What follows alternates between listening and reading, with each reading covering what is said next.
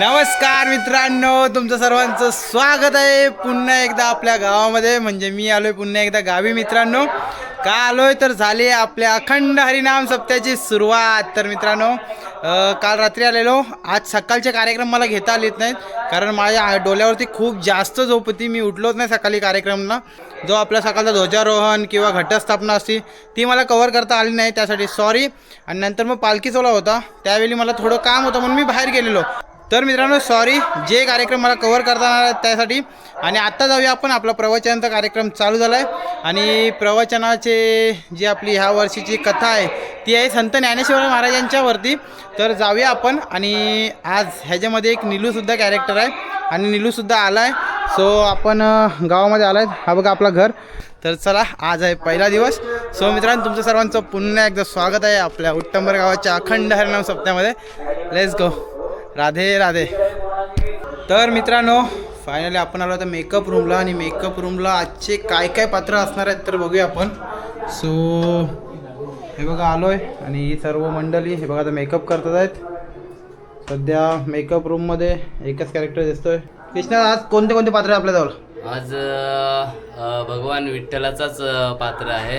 ते विटेवरी उभं राहणार आहेत. पुंडलिक त्यांना देतो. पुंडलिक आईवडिलाची सेवा करत असतो आणि मग पुंडलिक म्हणतो की देवा तू विटेवरतीच उभा राहा म्हणून तो आज कॅरेक्टर आहे की भगवान विठ्ठल आपल्या विटेवरती उभे राहणार आहेत. ओके, तर आज एकच कॅरेक्टर आहे आपल्याजवळ आणि सध्या मेकअप चालू आहे. सो मित्रांनो इकडे बघू शकता. हा बघा, हा कोण आहे? हा बघा, ओळखा मित्रांनो कोण आहे हा. सो तुम्हाला व्हिडिओच्या एंडला सांगेन मी की कोण आहे हा. आता अजून रेडी व्हायचं बाकी आहे. सो आता सध्या कलर पेंट चाललं आहे, अजून काही चालू आहे. सगळं पेंटिंग मेकअप चालू आहे सगळं. आणि बाकी मंडळी आपण तर मित्रांनो आता मेकअप रूममध्ये थोडीशी चालू आहे, मेकअप चालू आहे. सो जाऊया आपण, थोडं प्रवचन ऐकूया आणि मग इकडे पुन्हा एकदा येऊया आणि फायनल टचअप आपण बघू. सो फायनल आपला श्री विठ्ठल कसा झाला आहे तो बघू आणि कसा दिसणार आहे. Let's go. हे बघा,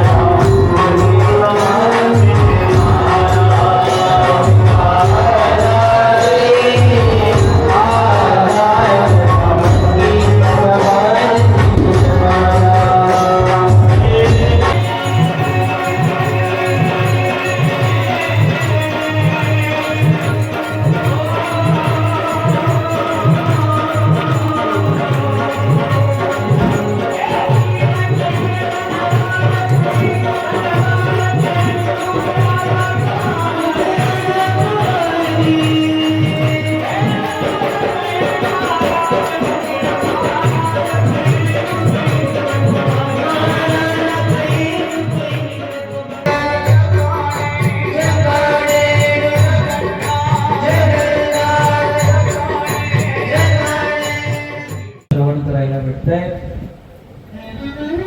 माऊलीच्या आधी 7 पिढ्या ज्या आहेत, माऊलींच्या आधी 7 पिढ्या. खर तर माऊलींचं 7 पिढ्यांच्या आधीचे जे पूर्वज होते,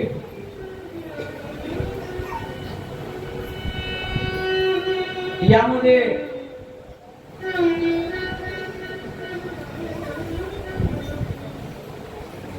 संपूर्ण जगतामध्ये जसं काशी क्षेत्र आहे, ज्ञानपीठ म्हणतात त्याला, काशी क्षेत्र. नंतर माय बापा या ज्ञानाचा अभाव म्हणून नंतर अजून एक पीठ निर्माण झालं या स्वराष्ट्र भारतामध्ये.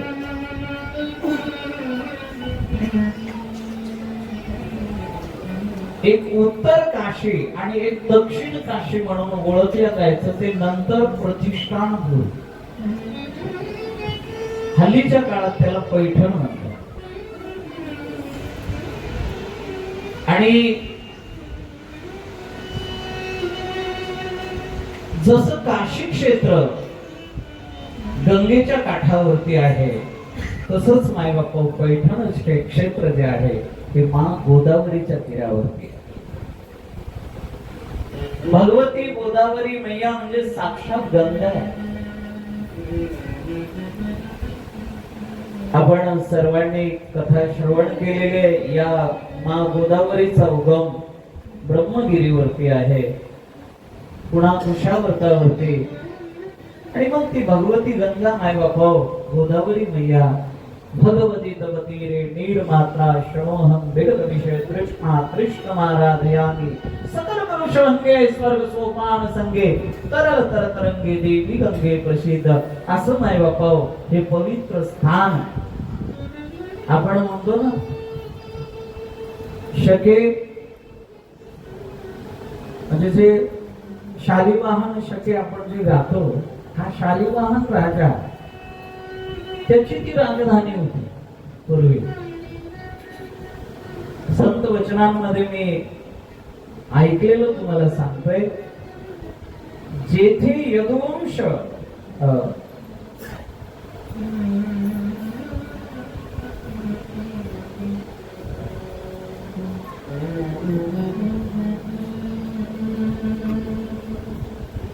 पैठण क्षेत्र जे आहे या ठिकाणी माय बापा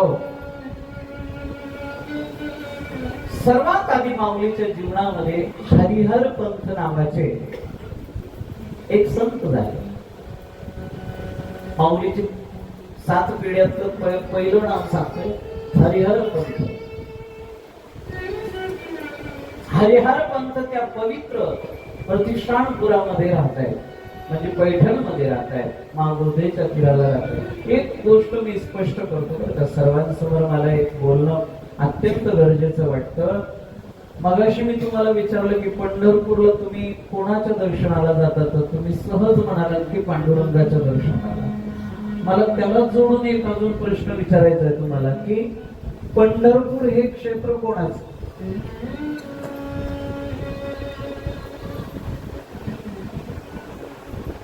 अगदी संकोच ठेवू नका मनामध्ये, सहज बोला. तुमच्या मुखामध्ये जे उत्तर आहे ते तुम्ही सांगा.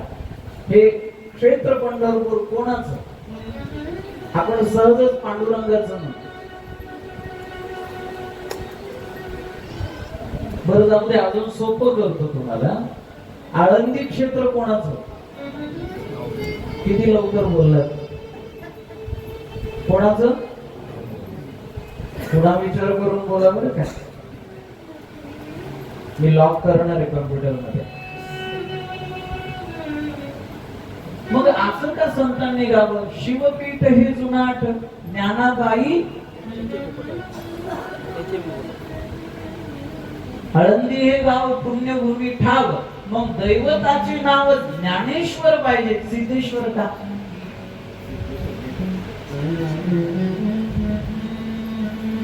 तसंच मला तुम्हाला विचारायचंय की पंढरपूर क्षेत्र कोणाचं?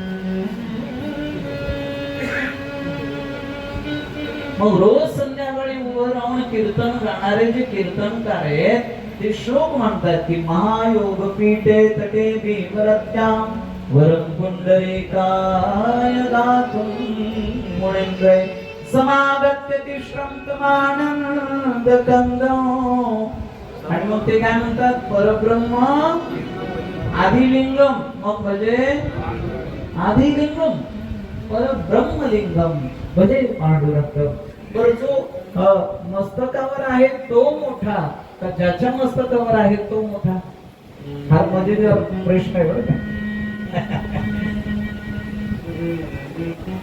काय काय म्हणतोय मी? काय कळालं? जो मस्तकावर आहे तो मोठा का ज्याच्या मस्तकावर आहे तो मोठा? महिमा वर्णिता महेशूतेने मस्तकी वंदिला, संत वचन आहे.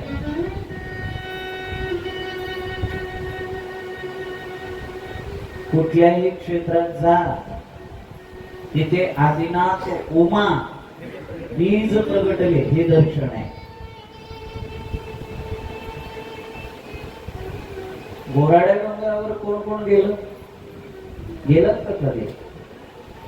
भंडारा गेला असाल, रामचंद्र गेला असाल, बोराड्या डोंगरावर ते कोण गेलं का? जिथे तुकोबरायांनी साधना केली ते ठिकाण सुद्धा माझ्या महादेवाचं आहे. देहू मध्ये पहिलं दर्शन महादेवाचं आहे हे आपल्याला माहिती नाहीये. तसंच क्षेत्र पैठण सुद्धा हे पहिलं महादेवाचं स्थान आहे. आणि त्या महादेवाच्या त्या मायबापाव पैठण क्षेत्रामध्ये हरिहर पंथ मायबापाव शालिवाहन शके 1060 मध्ये त्यांचा काळ तो सांगितलेला आहे. 1060 शालिवाहन शके 1060 मध्ये त्यांचा काळ सांगितलेला आहे. बरं, ते काय करत होते? देवगिरी मायबापाव म्हणजे तिथून काही अंतरावर, पूर्वीचं नाव औरंगाबाद आणि आताच सध्याचं नाव संभाजीनगर. आणि त्या संभाजीनगरामध्ये दक्षिण दिशेला देवगिरी नावाचा किल्ला मायबापा अवघ्या महाराष्ट्राचं मूळ स्थान होत ते. आणि रामचंद्र नावाचा राजा बरं का, यादव कुळातील राजा रामचंद्र मायबापा, त्यांच्याकडे हे कोण? हरिहर पंथ मायबापा कुलकर्णी पदाचे होते. कुलकर्णी आडनाव नाही बरं का, कुलकर्णी ही पदवी आहे. कुलकर्णी ही उपजीविकेचं साधन आहे. जसं तहसीलदार, ग्रामसेवक नाही का, तसं कुलकर्णी हे पद होतं. पूर्वी माऊलीचं आडनाव कोणाला सांगता येईल का? माऊलीचं मूळ आडनाव काय? जावळे आडनाव आहे माऊलीचं. हरिहर पंत जावळे हे मूळ माऊलींचं आडनाव आहे, लक्षात घ्या. नंतर त्यांना ती पदवी भेटली, कोणती? कुलकर्णी. आणि श्रवण करा व्यवस्थित मायबापा, हे हरिहर पंत जे यादव राजांकडे ते मायबापा त्यावेळेस चाकरी करायचे. त्यांच्याकडे पैठण क्षेत्र हे तिथली पंचकृषी मायबाप त्यांना त्यांच्या अधीन होती. मग हरिहर पंत जावळे जे आहेत यांनी मायबापा चाकरी करत असताना पुढे हा वंश वाढला. आता लक्ष द्या, हरिहर पंतांचे 3 संतान झाले, 1 मुलगी आणि 2 मुलं. हरिहर पंतांना जे 3 संतान झाले त्यातली कन्या जी आहे ती मोहनाबाई आणि मायबापा दुसरे पुत्र जे आहेत ते रामचंद्र पंत आणि केशव पंत. मोहनाबाई ही मायबापा विवाह करून या घरातून वेगळी झाली. कोणती लेख आपली राहते हो? विवाह झाल्यानंतर ती आपली परकी होते नाही का? तशी ती मोहनाबाई मायबापा या कुळातून वेगळी झाली. नंतर मायबापा रामचंद्र पंत आणि केशव पंत जे आहेत, बरं यातले केशव पंत जे आहेत ते 1 वर्ष जगले आणि नंतर प्रभूला प्रिय झाले.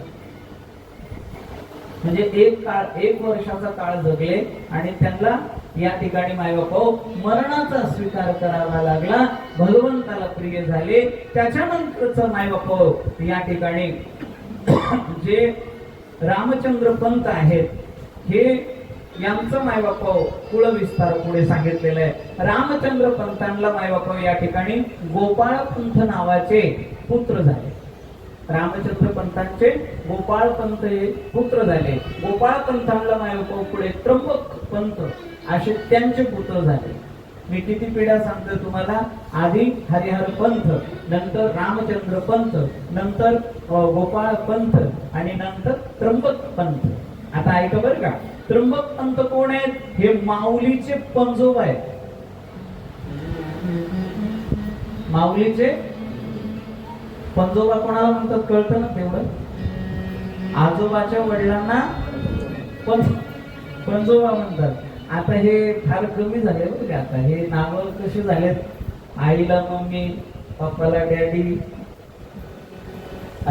मग आज्याला काय म्हणतात? टुटू. काय काय म्हणायचं काय? आज्याला खरं असं नाव नाही ना वेगळं, ग्रँडपा. आज्याला ग्रँडपा. चला ठीक आहे, आज्याला ग्रँडपा म्हणून. आणि पंजोबाला काय? पांपा. फार मजा आहे. लक्षात घ्या, आजोबा, पंजोबा, खापर पंजोबा आपल्यामध्ये पूर्वीपासून बरं का. लक्ष द्या, जशी अंकामध्ये गिणती आहे तसं मायबापा कुळामध्ये सुद्धा हे अशी नाम दिलेले आहेत. मी सांगत होतो माऊलीचे पंजोबा कोण आहेत? त्र्यंबक पंत. त्र्यंबक पंत मायबापा. आता इथून आहे ना माऊलीचं चरित्र संतांच्या वचनामध्ये गायलेलं आहे बाबा. नामदेव रायांनी इथून मूळ पुरुष कोण? त्र्यंबक पंत यांच्यापासून काय म्हणतायत प्रमाण गायलेलं आहे. भक्त त्र्यंबक पंत मूळ पुरुष आधी तयाची समाधी आपेगा. पैठण क्षेत्र जे आहे, पैठण क्षेत्राच्या जवळ मायबापा एक आपेगाव नावाचं फार गोड तीर्थ आहे, क्षेत्र आहे. आपेगावामध्ये त्या ठिकाणी मायबापा त्र्यंबक पंत राहतात. आणि त्र्यंबक पंतांच्या नंतरच मायबापा या ठिकाणी कोण त्या कुळात जन्माला आलं? त्र्यंबक पंतांच्या पोटी गोविंद पंत मायबापा जन्माला आले, जे माऊलीचे आजोबा आहेत. हरिहर पंत आणि गोविंद पंत हे दोघं बंधू मायबापा. म्हणजे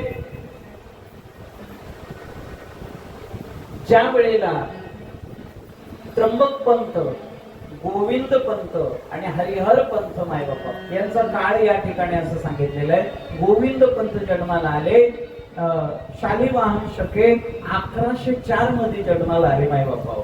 आणि हरिहर पंत जे जन्माला आले शालिवाहन शके 1110 मध्ये जन्माला आले. ते 4 मध्ये आणि ते 10 मध्ये जन्माला आले. या ठिकाणी मायबापा गोविंद पंत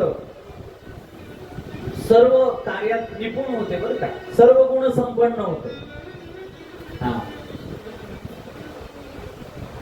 काही ब्राह्मण कुळात जन्माला येतात पण त्यांच्या अंगी शौरत्व असतं मायबाप, क्षत्रियत्व असतं.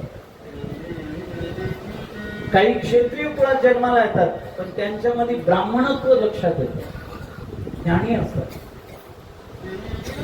काही शूद्र असतात पण ज्ञानाने मोठे असतात. वैश्य असतात, सुरत्व आणि मायबाप ते नटलेले असतात. लक्षात घ्या. म्हणजे ब्राह्मण, क्षत्रिय, वैश्य आणि शूद्र या 4 वर्णांमध्ये मायबाप काही काही लोकांचं बघा ना असं सर्व गुण संपन्न असतात. म्हणजे योद्धा होते फार मोठे. कोण? त्र्यंबक पंत. म्हणून त्र्यंबक पंतांना त्यांचं शौर्य पाहून, त्यांची ती मायबाप कीर्ती पाहून यादव राजांनी त्यांना फक्त पैठणच नाही तर बीड भागातील एक बालाघाट म्हणून क्षेत्र आहे, तिथली पण जागिरी त्यांना दिली.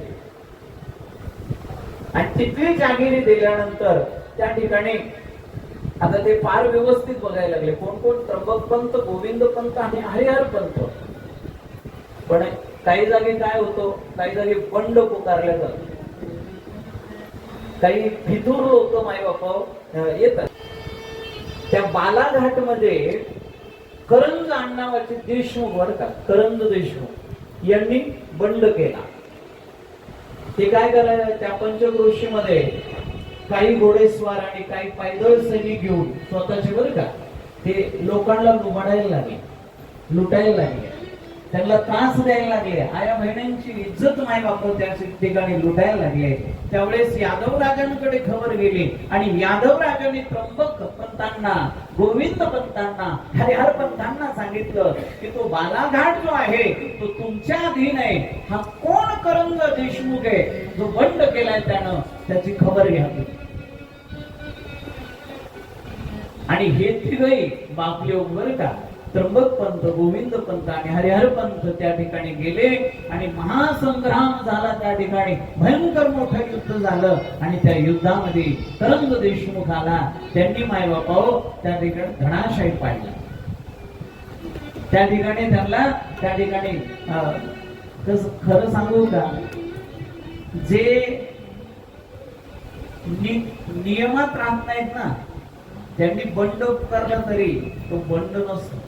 अलग अलग नियमात राहणाऱ्यांना बंड पुकारायची गरजच नाही ना.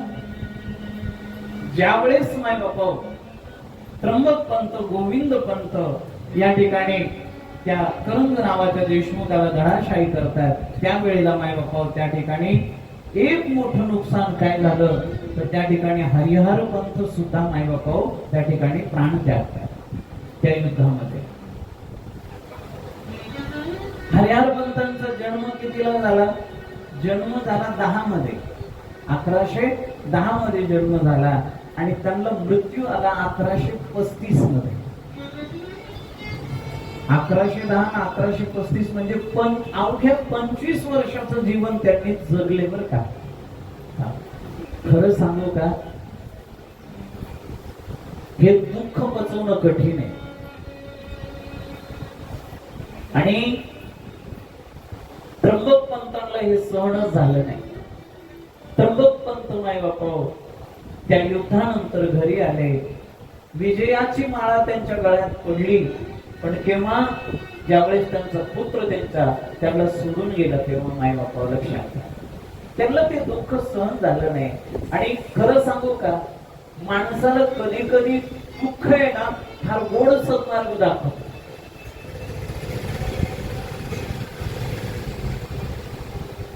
माणसाची वृत्ती कशी, माफ करा बरं का, थोडस हृदयाला लागण्यासारखं आहे. माणसाची वृत्ती अशी आहे, मानवाची वृत्ती अशी आहे, जीवाची आत्म्याची वृत्ती अशी आहे की अंगाला आला ताप, देवा तू माझा बाप, अशी वृत्ती आहे मानवाची. लक्षात घ्या, दुःख झाल्यानंतर भगवंताकडे आपण धाव घेतो.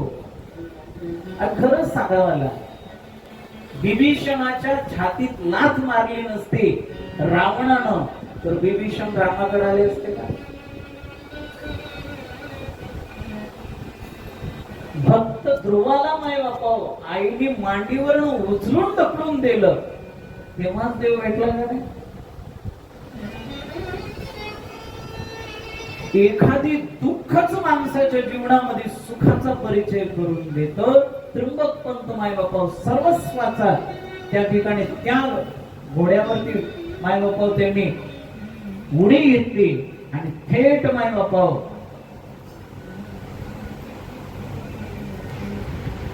संभाजीनगर म्हणजे देवगिरीला गेले आणि त्यांनी त्या राजा रामचंद्राच्या पुढे माय बापा आपलं ते पत्र ठेवलं. यादव राजांच्या समोर पत्र ठेवलं, कोणतं? राजीनामा. म्हणजे आता इथून पुढे मला तुमची जागिरी नको, मला काही नको, मी आता भगवत चिंतनामध्ये आता मी विलीन होणार आहे, भगवत चिंतन करणार आहे. म्हणून त्यांनी मायबापा सर्वस्व सोडलं. आणि तीच जबाबदारी कोणावर आली? गोविंद पंतांवरती आली. लक्ष द्या. आणि त्र्यंबक पंत साधना करू लागले.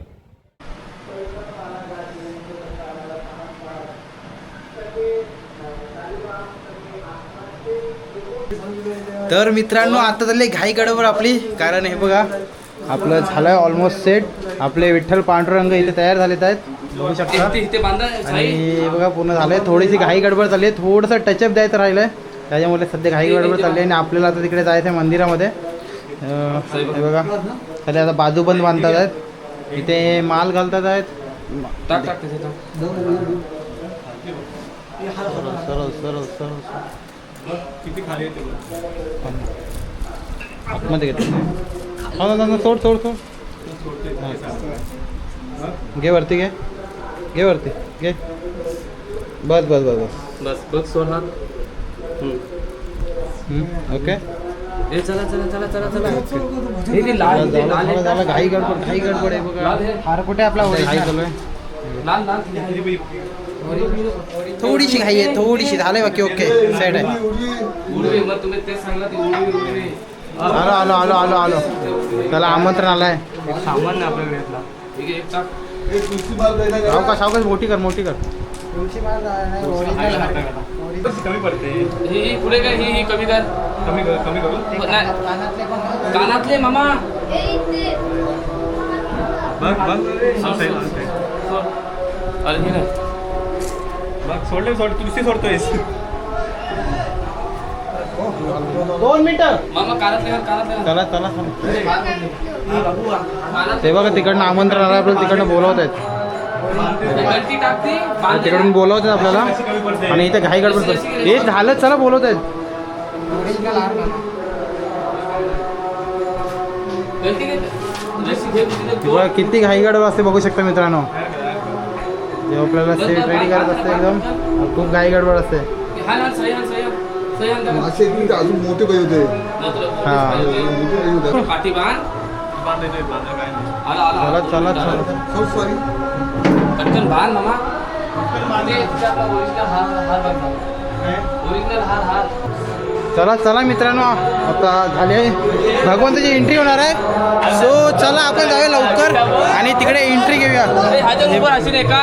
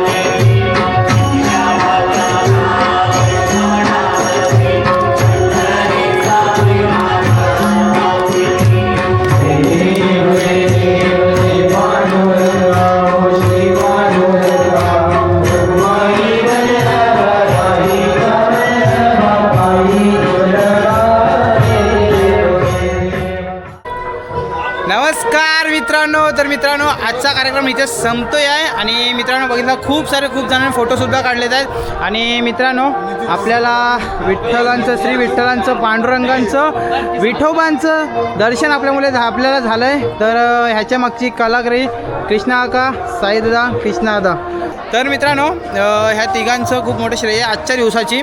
कारण त्यांनी जी पात्र ज्या प्रकारे पात्र नीलू माझा मोठा भाऊ हो. हे काकांनी विचारलं तुम्हाला माहीत नव्हतं अजिबात माहीत नव्हतं. काका मला विचारतात कोण आहे. तर मित्रांनो ही जी आपले कलाकारी साकारतात ना ते पात्र कधी कधी ओळखता सुद्धा येत नाही. तर काकांनी विचारलं, काकाने सांगितलं, काकांना आश्चर्य वाटलं आहे की हा नीलू आहे. तर मित्रांनो नीलू आहे. थँक्यू. तर मित्रांनो हो नीलू आहे. तर मित्रांनो कोणाला अर्ध्या जणांना माहिती नाही की कोण आहे पात्र. तर मित्रांनो मी तुम्हाला स्टार्टिंगला सुद्धा बोललेलं की कोण पात्र आहे. नीलू व्हिडिओ चालू केली तेव्हा बोललो की नीलू पात्र करायला जातो, पण मला माहीत नव्हतं की नीलू एकटाच पात्र करणार आहे. हा आणि त्याला पात्र पण कोणता भेटला आहे. आम्ही आता जस्ट पंढरपूरमधून आलो आहे. पंढरपूरचे स्वामी श्री विठ्ठलांचं त्याला पात्र साकारायला भेटलं आहे. तर हे बघा कसं वाटलं आजचा पात्र तुला. मसाला आहे ना. तर चला मजा पण आली, मजा आली आज. तर मित्रांनो हे जे पात्र तयार करतात त्यांची तुम्हाला मेहनत कशी वाटली आणि आमचे आजचे पात्र तुम्हाला कसे वाटले नक्कीच एकदा कमेंट करून सांगा मित्रांनो. तर आजचा पात्र साकारलं नीलूने. तर नीलूला बघूया, नीलूला विचारूया. नीलू तुझा कसा एक्सपिरियन्स होता आजचा जो पात्र साकारस कसं वाटतं तुला. खूप छान, नशीबवान आहे मी जो मला भेटलं आहे कॅरेक्टर. आणि आत्ताच आम्ही दर्शन करून आलोय पंढरपुरामधून. पंढरपूरचे स्वामी श्री विठ्ठलांचं त्याला पात्र साकारायला भेटलंय. तर खूप मोठी गोष्ट आहे. चला मित्रांनो व्हिडिओ समाप्त करूया. व्हिडिओ आवडला असेल तर लाईक करा, शेअर करा, सबस्क्राईब करा. तोपर्यंत मी बाईक पटेल तुमची रजा घेतो. Tata bye bye. Ram Krishna Hari.